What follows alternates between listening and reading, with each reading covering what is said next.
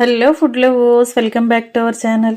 నేను మీ రాణి ఎరంశెట్టి. ఫ్రెండ్స్, ఈరోజు రెసిపీ వచ్చేసి బూరెలండి. నవరాత్రికి స్పెషల్ రెసిపీస్లో, ప్రసాదం రెసిపీస్లో బూరెలకి ప్రత్యేకమైన స్థానం ఉంటుంది కదా. ఆ బూరెలను ఎప్పుడూ ఒకే ప్రాసెస్తో కాకుండా నేను చూపించిన విధంగా ఒకసారి చేసి చూడండి. చాలా టేస్టీగా ఉంటాయి. సింపుల్గా ప్రాసెస్ అనేది చేసుకోవచ్చండి. టేస్ట్ చాలా చాలా బాగుంటాయి. శనగపప్పు నానబెట్టి ఉడకపెట్టాల్సిన పని లేదు, గ్రైండ్ చేయాల్సిన పని లేదు. చాలా సింపుల్గా 1 కప్పు బొరుగులతో అప్పటికప్పుడే బూరెలు అనేవి చేసుకోవచ్చండి. ఆ ప్రాసెస్ అంతా ఛానల్కి వెళ్ళి చూడండి, క్లియర్గా ఉంటుంది.